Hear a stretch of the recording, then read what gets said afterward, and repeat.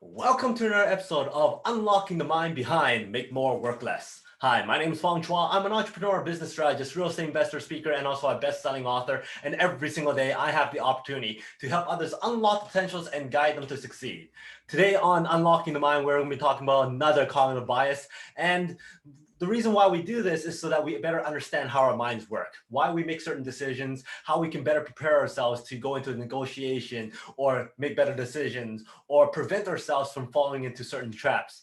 And the one we're going to be talking about today is one that I'm sure that everybody has experienced and everybody actually experiences all the time. And that is the bandwagon effect. Now, what exactly is that? Well, to simply put it, have you made any decision, bought any product, watched any movie, made any decision because other people were doing it? And because lots of people are doing it, you go, you know what? We're just gonna do that anyways. You didn't spend any time researching it. You didn't spend time looking into it or asking more questions. You just go, you know what? Since everybody else is doing it, I'll do it anyways. This is very, very common in fashion trends. Why certain people buy a certain type of shoe because that shoe is very popular, or why people go watch that certain movie because everybody is watching that movie. Whether you like that type of movie or not, you feel like you have to go and watch that movie because everybody else is watching that movie, and that itself is the bandwagon effect. Now, the actual description is the tendency to follow the actions or beliefs of others can occur because individuals directly prefer to conform or because individuals derive information from others. Basically, they do it because others are doing it. You go and buy an iPhone because everybody else is buying an iPhone. You drink Coke because everybody else prefers to drink Coke. This is something that's really derived and put into our society mainly because of branding, mainly because of popularity and marketing and advertising, but that is the bandwagon effect. Marketers and businesses uses this effect all the time. There's other scenarios where there's some people who goes, oh, I love this one sports team because they won the championship that year, but they quickly jump onto another sports team because that's what another sports team won the championship the next year, and they're basically jumping on the bandwagon all the time. Now, where exactly did this term come from? Well, way back in the 1800s, there was actually a wagon with a band on it, and they encouraged people to jump on it and have fun and enjoy the music. It wasn't until it was 1840s where politicians started to use this bandwagon to draw up more attention. One of the politicians jumped up, and because of the music, because of the energy and the hype, they go, "Hey, jump on the bandwagon and have fun." And because of that, people want to jump on there, not only because they were having fun, but they also want to associate themselves with that politician, with success and good like-minded people. Now, this bandwagon effect actually is good when it comes to surrounding yourself with the people that you want to surround yourself with, surrounding yourself with like-minded individuals that will challenge and push you. If you are a person who wants to succeed, and if you surround yourself with other people who really want to succeed, then more likely than not, you will succeed. But if you're a person who really wants to succeed and work hard and push and become an entrepreneur, and surround yourself and jump on the bandwagon of other lazy people, then more likely than not, you're going to fall into the lazy people realm.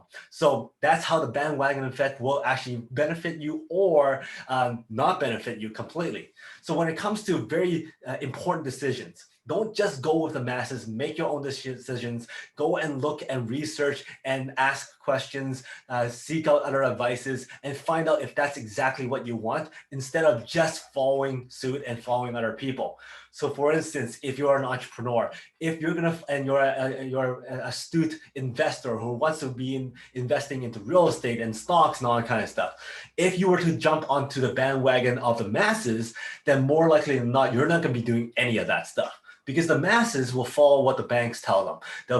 They'll invest into RSPs and GICs and all that kind of stuff. They're not going to go in and invest in businesses. They're not going to go out and invest in real estate because that's not what the masses are doing. That's not what the bandwagon is telling them to do.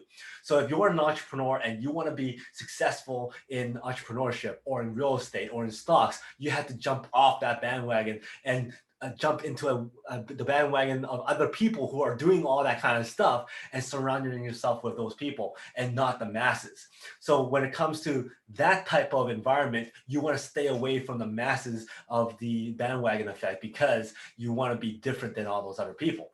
However, because the bandwagon effect will actually help you from from a standpoint of making easy decisions. So for instance, what streaming service should you jump into? Is it Netflix? Is it Hulu? Is it HBO? Is it Amazon Prime and all that kind of stuff? Well, more likely than not, you're going to pick one that's the most popular, which is in this instance right now, it's Netflix. Everybody has Netflix. So if you were going to choose one, more likely than not, you're just going to jump on that bandwagon of the masses because it's so simple and everybody else is doing it. You're just going to go and do that without spending all that time researching as to which streaming service has the exact movies that you want or the right services that you want. So from that perspective, it makes your life easier. Which podcasting service do you want? Is it Spotify? Is it Anchor? Is it Breaker? Is it Google Podcasts or is it Apple Cast? Well, more likely than not, you're going to choose the one that most people are jumping onto, which is Spotify or Apple. So from that perspective, it makes it a lot easier. So how do you take the bandwagon effect to be in your advantage? Well, if you're able to create the masses to follow your message, to follow your product, to follow your services, then you can use that and create that feel of the fear of missing out or the fear of not having what everybody else is having. If they all have your services and your products, then you could use that bandwagon effect to your advantage and utilize that in your business, in your marketing, in your advertising.